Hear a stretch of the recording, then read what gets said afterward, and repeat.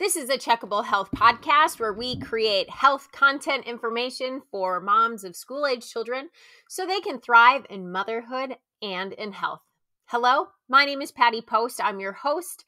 I'm a mother of 19 years. I've been married for 20 years, and I am founder and CEO of Checkable, a healthcare company that is developing the first at-home strep test with a line of supplements available on our website, checkablehealth.com.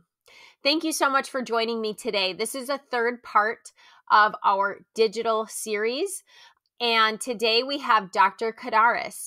Dr. Kardaras is an Ivy League trained psychologist.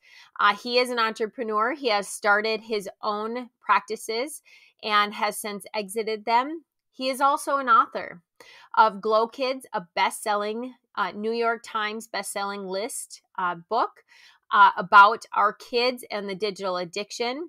And his latest book, which launches today, September 13th, is Digital Madness. He wrote Digital Madness because he has seen that our country is in a health crisis, and it's due to social media. And that's exactly what we are going to talk about today. We're going to talk about the symptoms of this digital madness. We're going to talk about the scrolling and the entertainment and the information that we are taking in as parents, but more importantly, the information that our kids are taking in digitally and on social media and how it's affecting them psychologically, and how it isn't just short-term damage, but this is long-term damage. We also talk about the ways that we can thrive. What are the ways that we can stay active? What are the things that are most important to us as humans that keep us connected and allow us to grow and be better? Dr. K gives us a lot of insight on his expertise as well and what he has seen in the evolution of social media in the last 10 years.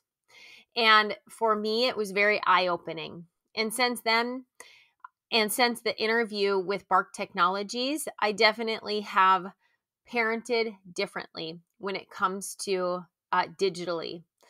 Example that I like to use is no phones in the room after 9 o'clock. 9 o'clock time, shut it down.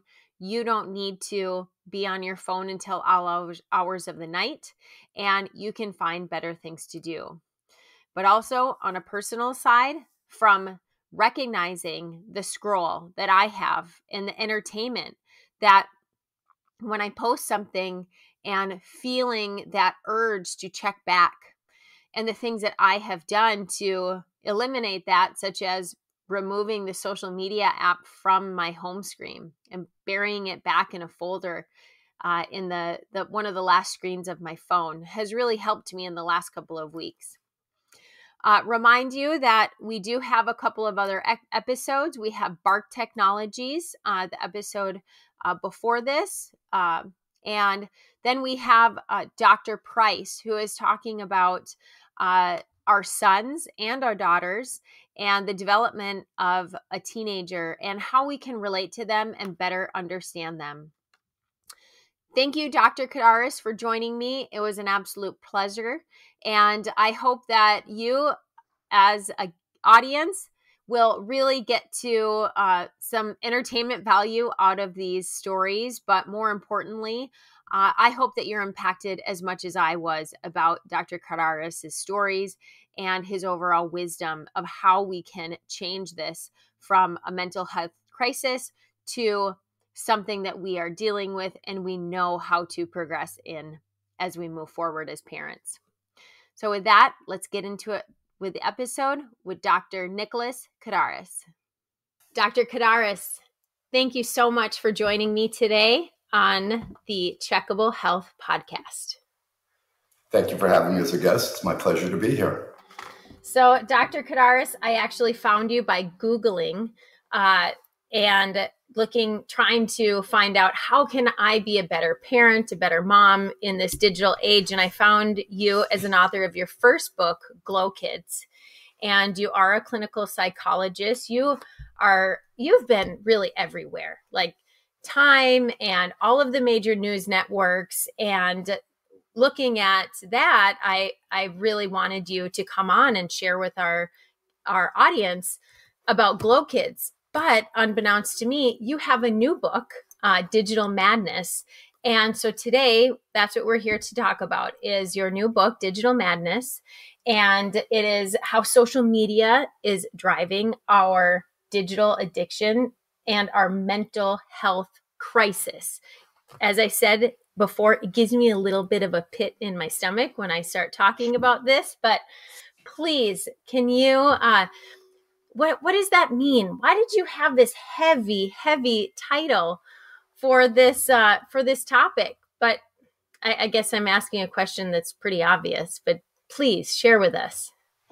Well, I think really part of the problem societally was it wasn't that obvious. I think when I first wrote Glow Kids 5 years ago, I was shocked how underaware not just our society, or I'm a parent also, by the way, so I'm in the fight as well. I have 15-year-old twin boys, and it was just shocking to me that people were not really tuned into the fact that we could get habituated or addicted, whatever word you want to use, to our shiny, amazing devices that we've all fallen in love with. Let's face it, we're a tech lubricated society. We've all had a tech love affair, and we weren't quite noticing the impact, the clinical impact that it was having on our kids. So when I wrote Glow Kids, I got a lot of pushback from people in terms of like, is this really a disorder? Can people be tech addicted? And that battle has been won, I believe, in terms of that question's been asked and answered, because now it is an official diagnosis. And I think the clinical community and our society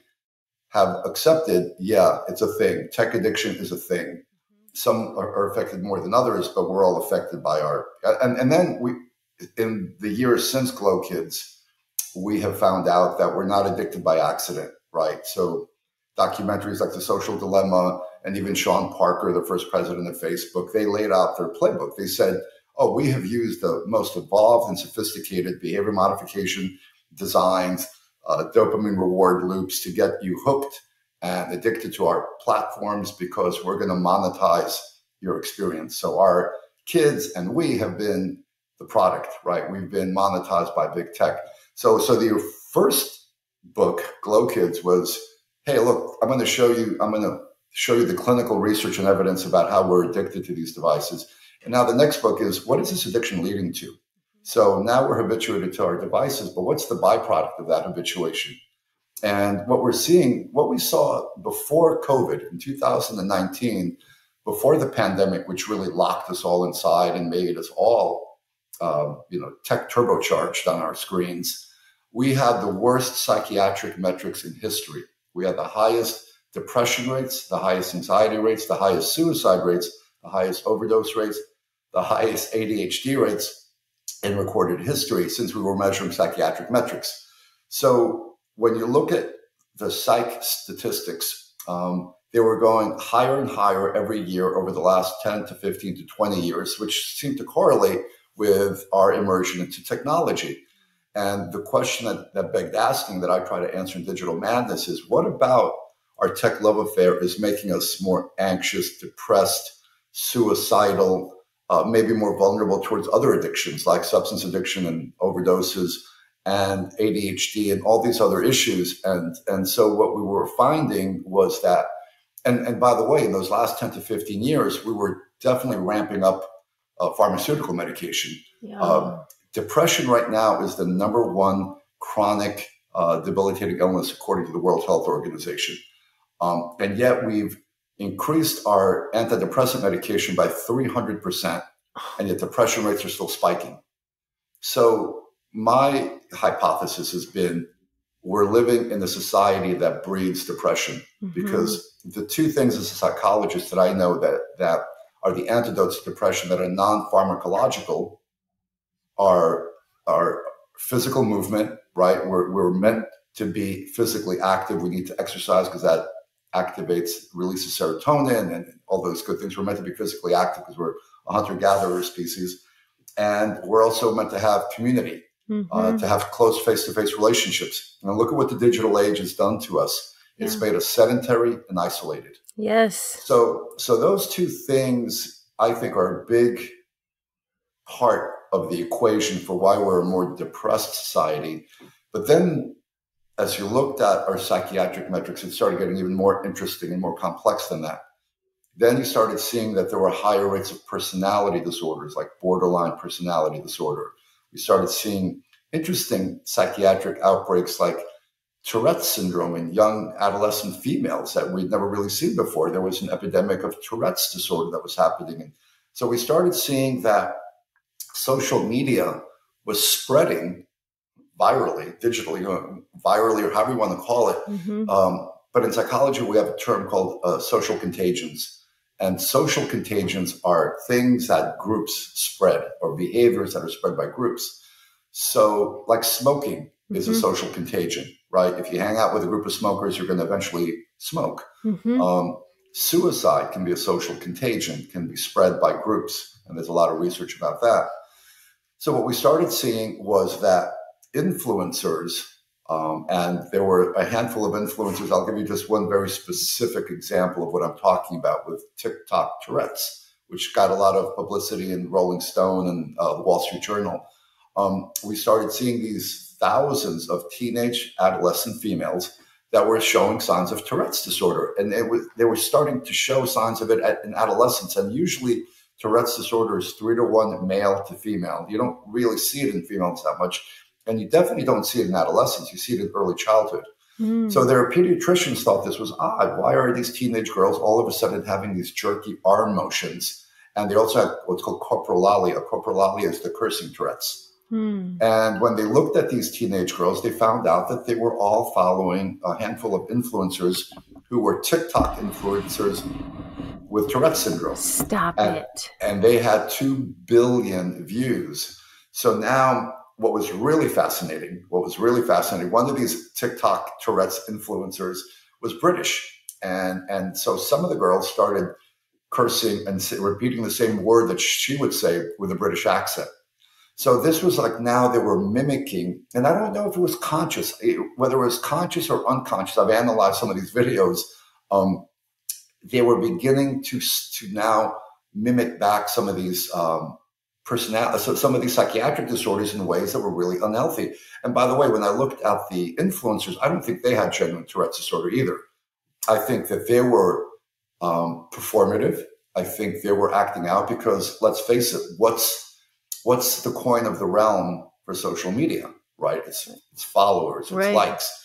So, and who gets the most likes? It's the people who act the most over the top, the most histrionic. So if you're going to act over the top, you're going to get more followers. The more followers you get, the more over the top you behave. And now the more that because again, we're a social species that models one another, because it's called social learning theory. So now we've created these digital behaviors that are spreading virally through social media. So this was happening, by the way, also for dissociative disorder. We used to call that multiple personality disorder. If you go online and look up, there are influencers now who claim to have dissociative disorder. You know, what we used to, as I said, it used to be called multiple personality disorder. And these are totally, if I can be candid, they're not genuine. Yeah, it's like made up. Well, they're claiming that they have, some of them are claiming to have over 100 identities. And real, authentic personality dissociative disorder used to be sexual trauma in childhood led a person to create 2 or 3 or 4 alter identities. Remember from the classic movie Sybil or Three Faces of Eve, a person would create 3 or 4 identities to protect their true selves from the trauma of the sexual abuse. Typically, you didn't have 50, 60, 100 identities. Now you have really popular influencers on social media that are having identities across the LGBTQI spectrum. They're 18-year-old Black women, they're 30-year-old white straight men, they're 40, and it's called The Host. The Host has dozens of these identities now. And the performative part, the part that gets them millions of views and followers, is when they do what's called switching. So when they switch identities. And again, I've worked with genuine dissociative disorder.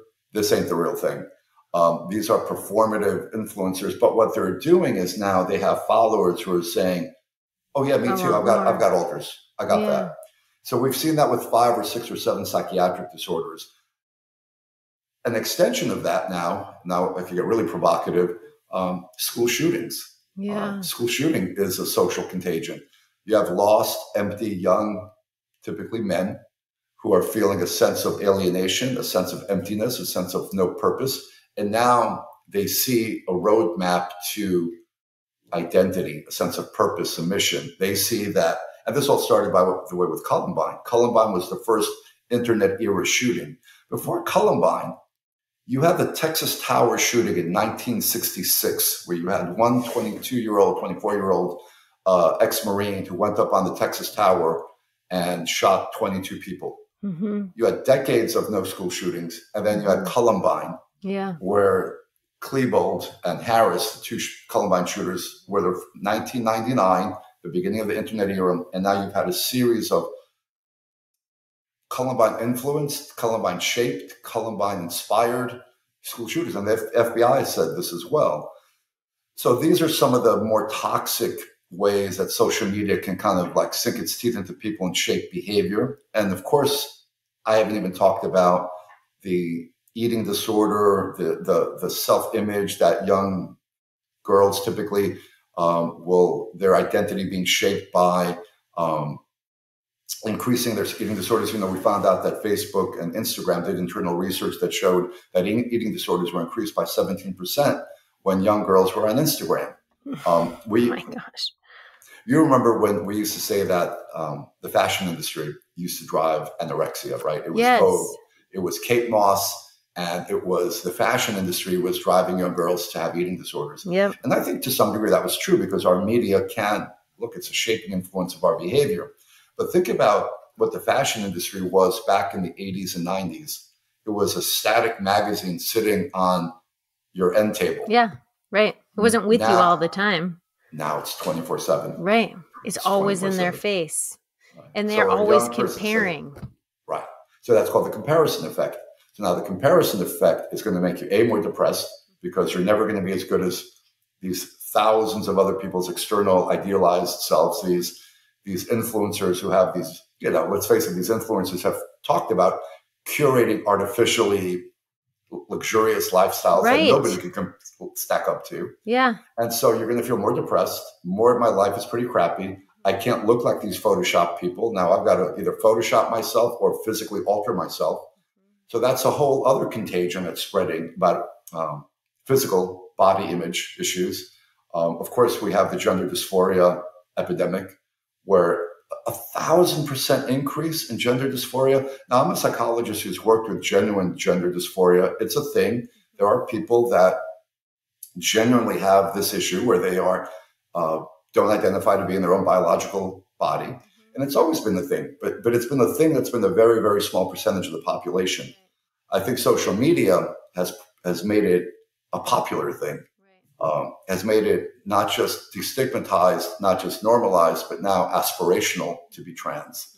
So, and I'm not Erica Anderson is a trans psychologist who said, this has gone too far. She said that with quarantines that increased the dependence on social media through COVID, you have young kids who are now being much more shaped by their social media immersion.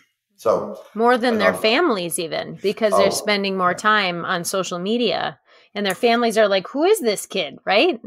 There was research decades ago that showed that mom and dad, that unfortunately you and I stop having the maximum influence on our kids when they reach about 10 or 12. That it's peer group that begins to kind of shape them more at about 10. Well, there's a large study about 30 years ago that looked at that. And so we want to think that and I'm not saying that it's all bets are off after 12 or 13, but that it shifts from I want to be like mom and I want to be like dad to I want to be like that cool kid at about 10 or 12. And now the cool kids aren't like the kids in the classroom, the jocks or the cheerleaders. Now it's the social media influencers that are the cool kids. Oh man, it's so and they live in different parts of the country. Right. They have come from a different socioeconomic status where it's completely unattainable. Right. So it's like anything else. It's you're trying to adhere or to try to compare yourself to an ideal that's not achievable. So you're always going to feel less thanism. And now if you feel empty and less thanism, how do you fill that void? So now you have people that begin doing things like cutting and drinking and drugging because they feel that. Another part that doesn't get talked about enough is every kid, and not just every kid, every human being. I'm a Jungian psychologist. I also believe in people profoundly need a sense of meaning and purpose in their lives. Yeah. And the digital age has kind of vacuumed out meaning and purpose. Everything has become so shallow and superficial and polarized and vacuous. Who are we at our core? You know, the ancient Greeks used to ask that question: who am I? What am I? And there would be this moral development that was important, and an ethical. You know, ancient Greeks studied ethics and reason. And I believe that these are part of the solutions in this ocean of toxicity that we and our children are swimming in. We're not teaching in schools anymore civics, ethics, things that I think can act as compasses or life preservers. Critical thinking, by the way, is the other piece that's a lost art, because right now the big, on all the news is how polarized we've become as a society, left and right. And one of the things that's really fascinating that I write about in Digital Madness is social media as a medium is shaping the landscape of the way we process information into polarization buckets. So what do I mean by that? Historically, if you used to read a book about something, you read something in its complexity, that everything tended to not be black and white. Things tended to have gray areas, and everything from politics to history to philosophy tended to have gradations of subtlety and nuance. But there's no nuance in social media because that doesn't rise above the noise, because as I said before, the loudest people on social media get all the attention, right? So social media has become almost like a living organism that absorbs our most intense emotional extremes and then spits them back to us in an amplified, what's called extremification loop. And others have termed this coin of an extremification loop. And so now if I'm a 15 or a 16-year-old that's been raised on social media where everything is 140 character Twitter little sound bites, everything is now good or bad, red or blue. Right. And what we find is in personality disorders like borderline personality disorder, one of the main symptoms is black and white thinking. And we've seen a big spike in BPD. So my hypothesis is, have we now begun to shape young people to only be able to see things in black and white and be the other symptoms of BPD, borderline personality disorder, is to be highly emotionally dysregulated, highly reactive, like easily triggered, and look at our society today. So I'm saying that I think the societal diagnosis now is borderline personality disorder fueled by polarizing social media and its algorithms of amplified polarity. It's really toxic. There were theorists back, like Dr. Postman was a media theorist, an NYU professor back in the 80s that wrote a book called Amusing Ourselves to Death. And he warned about the new digital medium. Marshall McLuhan warned about digital medium. Like, what is it going to do to our society? And so what we're seeing is we're the sickest that we've ever been mentally. As I said earlier, we're the most psychiatrically unwell, and we're the most polarized and reactive. And so this goes way beyond tech addiction. And that was my thing. We won the debate that technology is addicting, but gosh, what is it doing to our society and to our brains, to our young, and to us, to all of us? So that's what I try to highlight in the new book. So actionable, a few things that really stand out to me that you said was activity and community, two things that. And then the other things of morals, ethics, reasons. In my family, we just moved to a new community about a year and a half ago, and we were really involved in our old church. And now moving, we are getting involved in our new church, but there's not as many teenagers in this church. And I've seen that disconnection of community for my kids, for my boys specifically, was really hard on them. Yeah. And so what we are really making a point of doing in our own home is having kids around the table, being able to build relationships, to have an adult there as well with the other friends. Because having, even as adults, I move into a new neighborhood and I'm like, why don't any of you talk to each other? Don't you do, like, come over, sit on my deck. Let's talk about life. Yeah. And if we're always just messaging on our phones and texting and not even picking up the phone to say hello or in person, we're just, it feels like we're just losing what is it's like the zest of life. Yeah. I think you just hit the nail on the head. And my family's moved a lot recently too. We moved to a couple of different parts of the country. With some of the work that I've done, I've opened up a couple of clinics, and I said, I've got teenage boys, and my wife did exactly what you've done. She really leaned into getting some of their peers over to the house and creating community, because you're right, we're a profoundly social species. The old saying was the tribe survived. So it's in our psychological DNA to have community. And if we don't have community, there's a void, there's an emptiness, there's an unwellness that happens. And a digital tribe isn't the same as an in-person tribe. They did a really interesting study on eye contact. And they had found that for an interaction, a social interaction, to have psychological and emotional resonance, you have to maintain eye contact with somebody at least 70% of that conversation. And what they found was that young people under 25 were only maintaining eye contact 30% of the time, even when they were face-to-face, because of, text head and, the digital has kind of vacuumed out those social skills of eye contact. And eye contact is profoundly important. And as you said, face-to-face peer interaction is really important. We all need to belong to a tribe. We all want to feel a sense of community, and that's been sort of vacuumed out. I was asked to testify as an expert witness in a really horrible, I don't want to bring down the mood here, but there was a really horrible capital murder that happened in Palm Beach County 3 years ago, and it just went to trial recently. I was an expert witness in this case because it was a YouTube defense. It was a young kid. It was a suburban kid in Palm Beach County who had been brainwashed. Essentially, he was an outcast in his school. He looked, if you met him, he looked like a typical skateboarder, surfer, 17-year-old.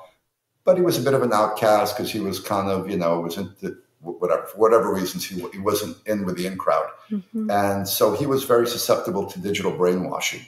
And so ideologically, he was interested in politics, and he went from being a left-wing progressive. So all he would do, by the way, is watch YouTube videos all the time. And the YouTube algorithm feeds you what it thinks you want, right? Like if you watch a kiddie video, you're going to get 1,000 kiddie videos.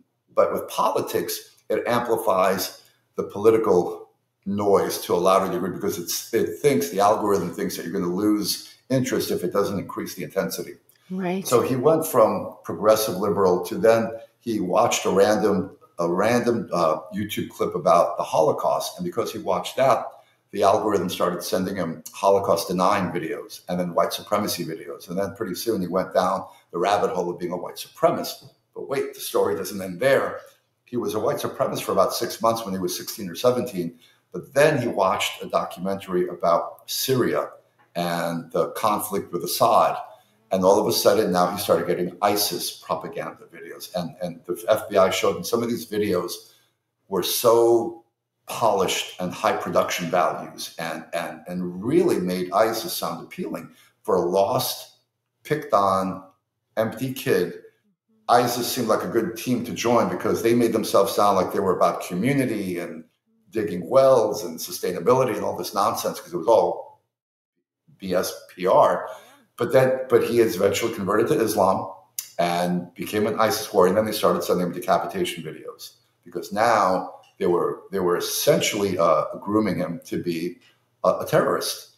And so this white suburban Palm Beach County teenager committed one of the most horrific crimes. He tried to kill 4 people, essentially decapitated a 13-year-old boy. And when I had to meet this kid who was now 18 in prison, and I had to do a 4-hour assessment, what I said to my wife that really unnerved me was he didn't, and when I met him, by the way, it was 2 years after the crime because, COVID delayed his trial and he'd been in prison without any internet. So he didn't have all of that social media influencing anymore. Now he was just a kid sitting in maximum security for a couple of years. He was the sweetest, nicest kid. I mean, you never would have suspected. Like I wanted to meet Charles Manson. I couldn't because I saw these crime photos and it was nauseatingly shocking how horrific this crime was. And so I expected to meet a sociopath or a blank-eyed, empty soul. Right. And what I met was a polite young man who welcomed me, sat me down, soft-spoken. Everybody said that knew him as a kid that he would never hurt a fly. Yeah. And what I said to my wife when I went back home after doing that evaluation on him, that really terrified me because if this kid could be so brainwashed to commit such a horrific crime, it could happen to anyone. What else can happen? We would have hired this kid to be a babysitter.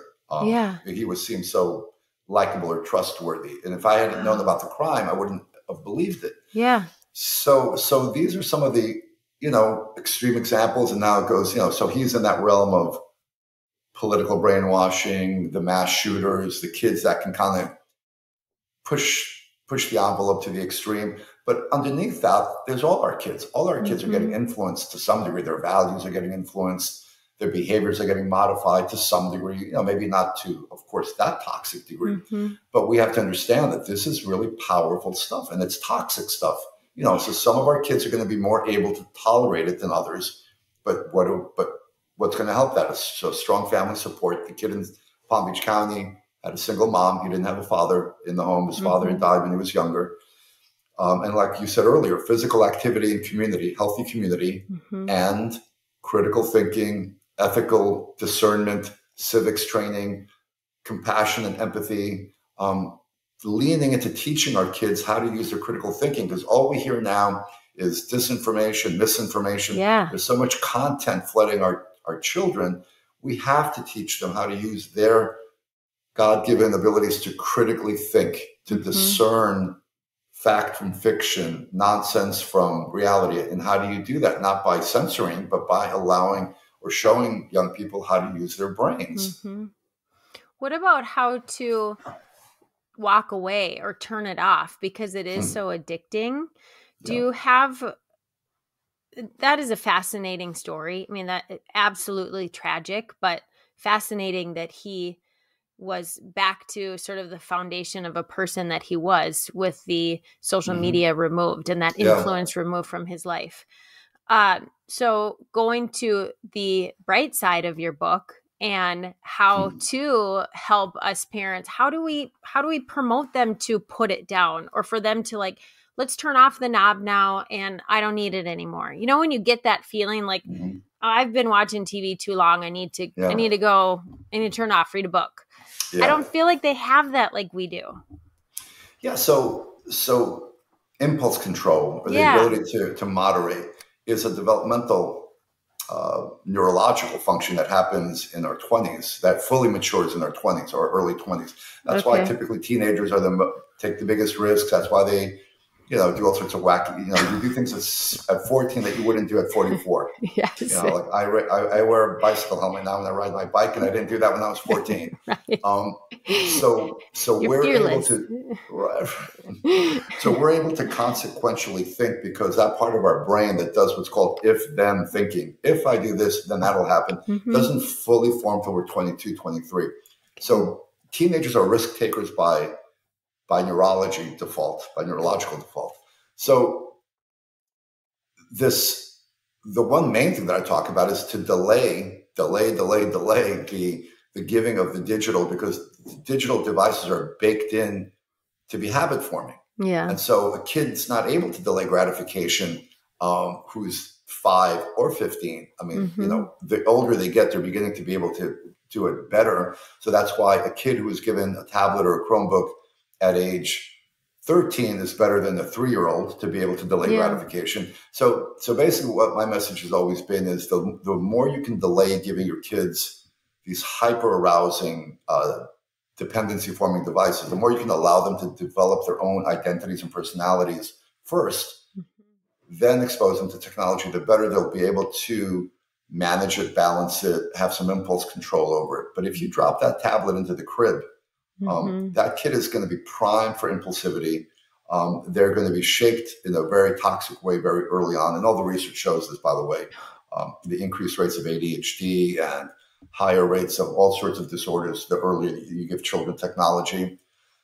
So we have to be really, we can't be, I hate to say it because it's really easy to use the digital babysitter, but we have to lean into parenting. And it's so easy to drop that tablet because we know that it quiets the kids, but it's like a short-term fix and that creates a longer-term problem. So if I delay giving my kid a smartphone or a device, and in the meantime, I'm encouraging them to play sports and do music and stay connected to any kind of organizations, like religious organizations like church or the Boy Scouts or the Girl Scouts or whatever it may be, it gives them support structures that are foundations that they can hang their identity on and that can fortify them. Otherwise, we have a lot of kids right now who just have no sense of core identity, no sense of core values, and they're drifting. And so they're absorbing all this online. Online is shaping them much more disproportionately because they didn't develop it at a younger age internally through their families or their communities. That makes sense. And they're like a lost soul.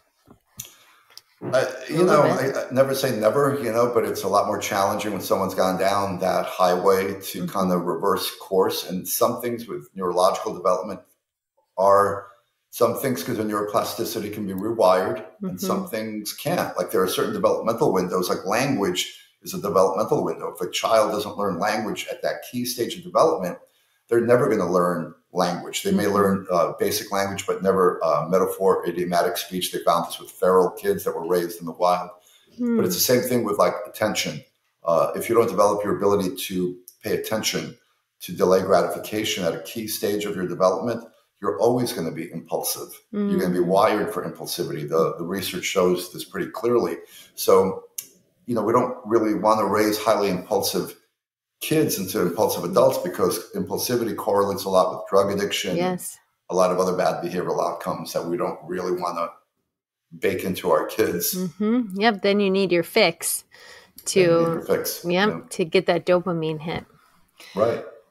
So with everything that you're saying, I said we were doing the series with Dr. Price and then with Bark Technologies, and just from the audience, it would be great to listen to, I think specifically Bark Technologies. That's a technology that you can put to your phone and be aware of what your child is doing and also be alerted of things like if it's bullying or they're using algorithms in a good way to identify if things are happening to your child that shouldn't be. So I look at it as like a protection, a digital protection. So just a little plug for that. But from everything that you're saying, it comes to the babysitter is not the phone. And nothing will substitute the love of a parent, the watchful eye of a parent, the guidance. And that's what our children need. And your book, so your book is available September 13th. And we will give away a copy of your book to an audience member. So when that releases, are you doing a digital book as well or an audio book as well or physical copy? There's an ebook and there's also an audio book that there's not my voice, as a trained actor. It's strange to hear your book read by another person's voice, but there's an audio book and there's an ebook as well, and it's available on Amazon because you've got to dance with the devil in the modern world. I've got to use technology sometimes, and then that's the thing. I'm not a Luddite and anti-technology. What I am opposed to is age inappropriate technology because I think we all became so drunk with our technology love affair that we didn't really fully think through the consequences of giving our 2-year-olds a tablet. And, I joke around that, I'm waiting for them to have an in utero tablet at some point, right? You know what they did? You know what big tech did? It made us insecure as parents that if we didn't give our kids technology at younger and younger ages, they were going to be behind. That was narrative, right? It was, you're going to be a bad parent if you don't give your kid a tablet. How are they going to succeed in the technological world? And what's so ironic is Sergey Brin and Larry Page, the founders of Google, were Montessori students. Jeff Bezos, Amazon, was a Montessori student. No technology until they were 13 or 14, raised with like the most traditional childhoods. And their brains were allowed to develop to be creative and outside the box thinkers. If somebody would have dropped a tablet into Sergey Brin's crib, he wouldn't have become the Stanford innovative graduate student that developed the Google algorithm, because he had the creativity and the intellectual firepower to get there. But meanwhile, we're like dulling our kids by giving them this digital candy that's addicting, and it's just, and half of these YouTube videos, oh my God, it's like they're so brain numbing. Our kids are watching, and then my kids, I see they're dropping a watermelon from a bridge 1,000 times. It's like, and I get it. We watched Gilligan's Island when we were growing up. We weren't always watching, Nova. And, so you need a little bit of mush once in a while, but that's the thing with YouTube and the modern stuff. It's just constant. You could watch it over and over and over again. Yeah. There was only so much Gilligan's Island we could watch before our brains, we couldn't watch it on repeats over and over again. Yeah, they turned off, and then you had to go outside and play or go to bed. Exactly. Right. And I feel like they're not curious anymore about how things are made, or why did that happen, or what can I learn from that? It's more of that impulse, like I want to watch it. I want to be entertained all the time. And you can get a lot of enjoyment out of learning and out of researching and exploring. But I think that is what I find the most, that void of my kids' life, is that they don't have that. You hit the nail on the head. So few people appreciate that creativity piece that you just mentioned, or that curiosity and creativity piece. That was one of the first things I noticed when I started working with young people and started noticing this tech effect 15 years ago, was they were not interesting and not interested. So there was a lack of curiosity. Look, I'll do a confession. When I went to high school, and I went to the Bronx High School of Science in New York, which was kind of a nerd school, but I was in the cool clique at the nerd school. Nice. And we would cut school to go to the Museum of Natural History. So cool. And years later, it's like, what? And I was in the cool crew, and we couldn't wait to go see the Museum of Natural History in New York was like this amazing place. But we were curious about it. And because I'm a philosophy student as well, Plato had said all philosophy begins in wonder, looking up at the night sky and trying to sort of figure it all out. And that's what I've noticed. Our kids are now addicted to entertainment rather than curiosity. Yeah. And that's what Neil Postman wrote about back in 1985 in his book, Amusing Ourselves to Death, that the visual medium is switching our brains from a reading brain that requires a dialectical thinking and a curiosity to now, he called it digital soma, that it was going to be like Brave New World, like a sedating drug that was just kind of like, and so many of our kids were just watching mindless YouTube videos, are just getting, like you said, they're just entertainment numbing. They're not like, oh, isn't this interesting? How does this work? And how, or even be politically interested. I've worked with teenagers, and I was doing school district work. Half of them didn't know who the president was. Half of them didn't know. They didn't know anything, quite honestly. It was almost like one of these, like Jay Leno, talking to the pedestrians, or Jimmy Fallon. It was shocking to see how uninformed the average 15 or 16-year-old was. I was like, oh my God, you guys really don't know who the president is, or who or how to write a letter. Like, do you know how to put an address on a letter, like, or write a check, or sort of these basic, like, that is the most basic thing ever. You don't know how to do that? What? Or I heard someone say, actually, this is actually a very funny one.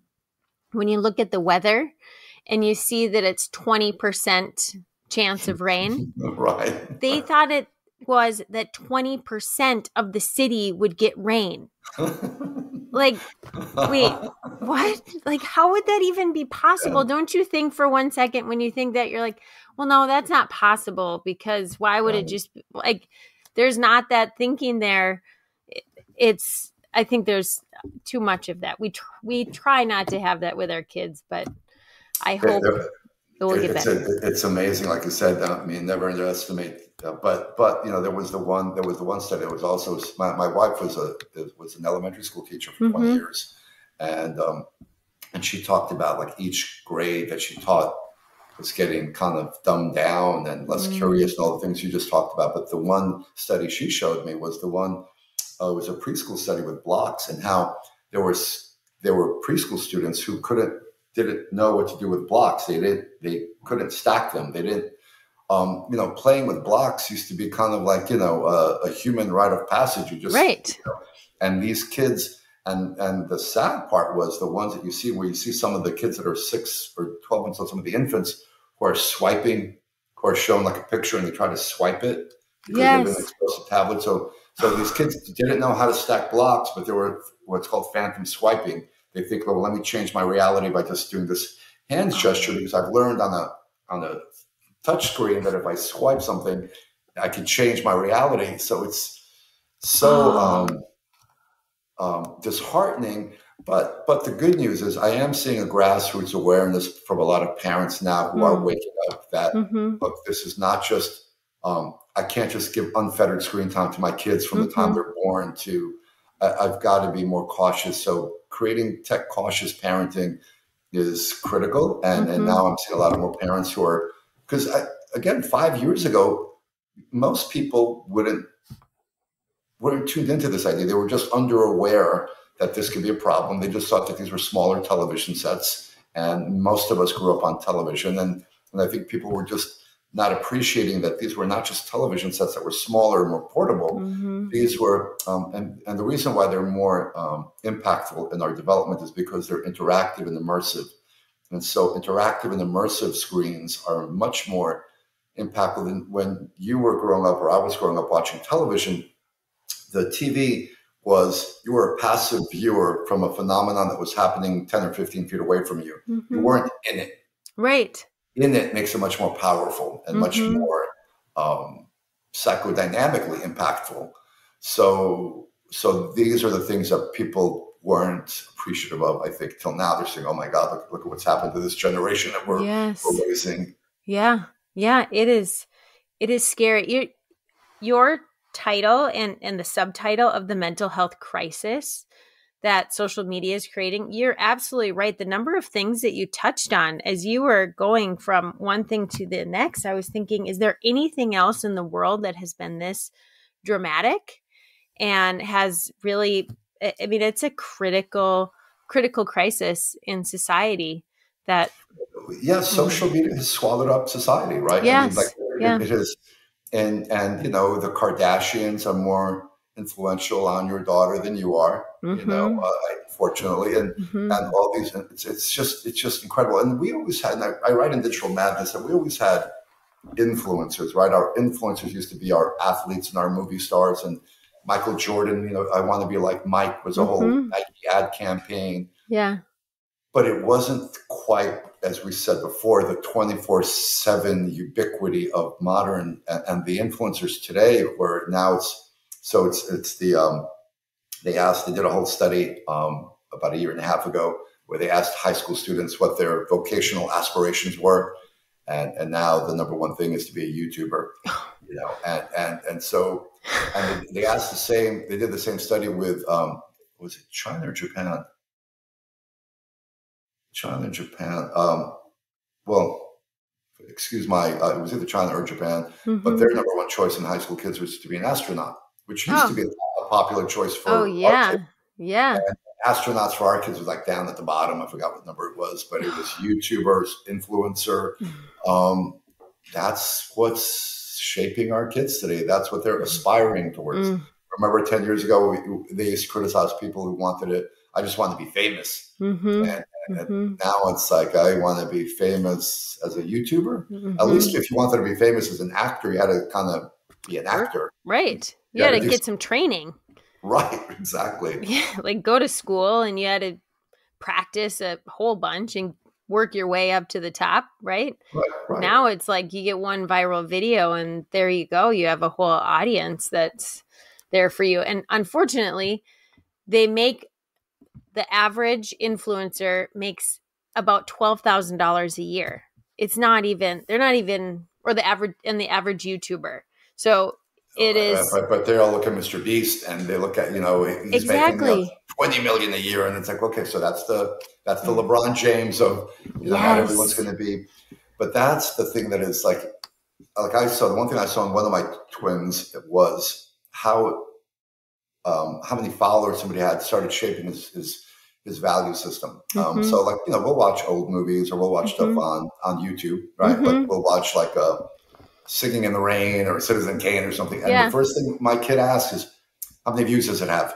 Yeah. And I was like, look, if it's Citizen Kane, I don't care if it has 1 or 100 million. Yeah. You don't base the value, he can't separate the two. So if it has 10 million views, it's good. If it has 100 views, it's terrible. And I'm trying to like, kind of, no, that's not your gauge. Right. That shouldn't be the gauge of quality. That's the gauge of, conformity or, how popularity doesn't equal quality. Yeah. But and that one crept up on me. I hadn't realized until he kept asking me, like we would put a movie on and he would want to click back to see the number of views that it had. And I'm like, who cares? Yeah. We're about to watch this movie. And he was like, no, I need to know. And then you could tell. And I said, so if it only had 5 followers, no, then it can't be good if it only had 5 followers or 5 views on it. That's hilarious. When we watch movies, we'll watch like, I don't know, wholesome movies, or we'll pick a Christian film, and I can see how they act differently, even like towards each other, or how they think about things differently within the next like 24, 48 hours. And then they go back to normal. But we try to have those influences that are like, okay, you won't find this anywhere else. We're going to go somewhere random and watch this movie. And sort of funny story, we were watching this movie and we're like, wait, that's our street. They actually filmed this movie right down the street from us. And they didn't, we remember because it was right in front of where their daycare was at this lady's house. And so it was like meant to be that we were supposed to be watching this show. But, and it was about like being nice to your neighbors and your siblings. And afterwards, they actually were nice to each other for a little while. Same thing with that digital. I can't remember. You referenced a movie earlier and we made the kids watch it with us. The Social Dilemma. Yeah, The Social Dilemma. Yeah. And they were like, oh, wow, they know all this about me. Like, I will say the kids that I work with tend to react when you challenge them that you're being manipulated, because no teenager likes to be told what to do and, they want to be autonomous. When you start saying, you're being played, you're being manipulated, you almost kind of like push that button, especially on the males, right? Yeah. Sometimes when I work with 17, 18, 19-year-olds, and I kind of push that male to me, like you're being played and manipulated. They'll like, I don't want to be played. And then it's, well, then don't, then re-own your life again. Become the protagonist in your own life rather than living vicariously through a video game or through some social media avatar. But it's interesting that you said that the effect has a short shelf life when you watch something positive or wholesome. And I think that's true in general. I mean, I know people looked at that after 9/11. I was, I'm a New Yorker, so post 9/11, New Yorkers got nice for, 6 months to a year, and then it faded.